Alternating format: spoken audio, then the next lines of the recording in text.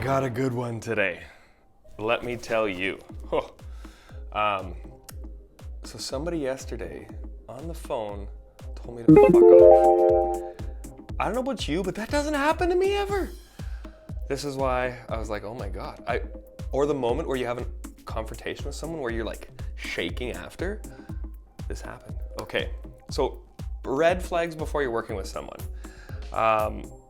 We've talked about this for years because early on in our career, I'll never forget this moment. Brandon and I go and meet a business owner to see if we want to work together. And we go to Earl's East. I can even remember the booth we're sitting in. This is how our brains work. When you do something negative, people can't forget it. This is why you should never be negative. This is why I think you should always be positive. You should try to do as many things in your life positive because people always remember the negative. So we're out for lunch with this guy. Waitress comes by, pours coffee, walks away, and he takes a sip. And it was like someone literally took a dump on his chest. He was livid. And Brandon and I both look at him like, if he's that mad about coffee, what's he gonna do to us when we mess up a page on his website or something? And so he gets mad at the waitress. Now, it was one thing getting mad about somebody and then not doing it in public, but he actually called the waitress on it like she had made the coffee.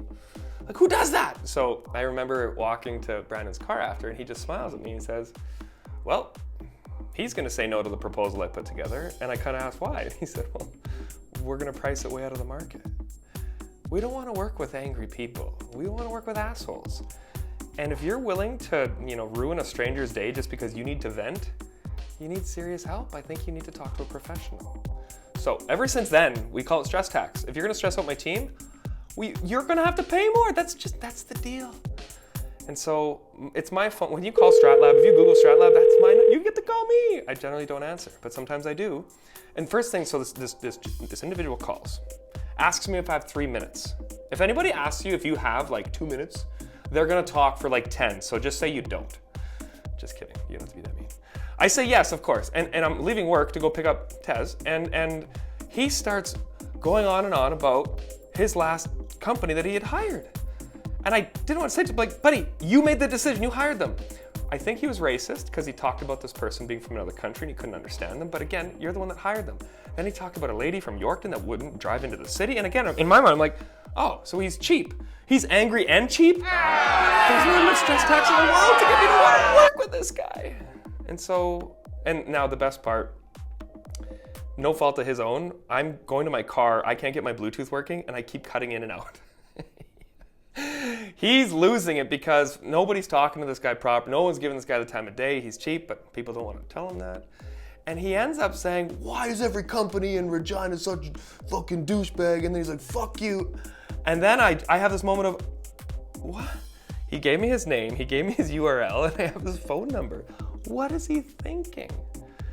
And so I sit in my car and I'm shaking because I'm like, no one can tell you to fuck off and actually mean it and you be fine. If you are, I think you're a sociopath. But so it affected me. I got emotional. I had to tell people, I had to vent to other people. Then I'm like, oh, I'm ruining their day now. But actually, I can take it. I got a thick skin.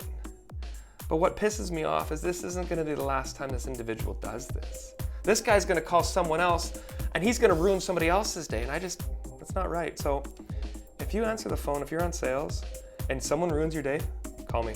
I've had it happen.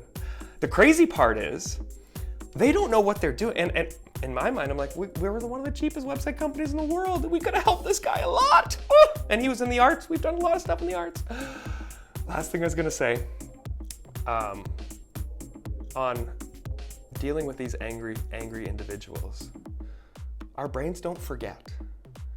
I could count on my hand the amount of angry phone calls I've had because I don't have them. I don't take them.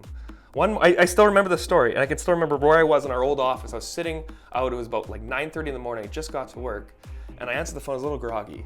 Hi, hey, StratLab, how can I help you?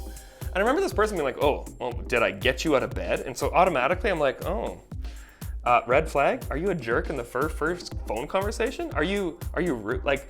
And I still remember what he said. He's like, well, do you want to actually build my website or should I go down the list? Kidding me? Please. Don't treat people like they're garbage. I know there's another person waiting. There's so much competition. Sometimes you're in a hurry. When you're rude, mean, or if you're upset with someone, they won't forget it. Our brains remember those moments, so please be careful of how you use your words. Don't tell someone to F off. And if you're treating strangers like that, oh my God, I wonder how you treat your family and friends. Ugh. So, I'm here. If you have an angry sales call, if somebody gets mad at you on the phone, talk to me. I've had it happen. I hate it. I want to stop it, but I don't know what to do. Okay? Peace be to Journey. Bye-bye.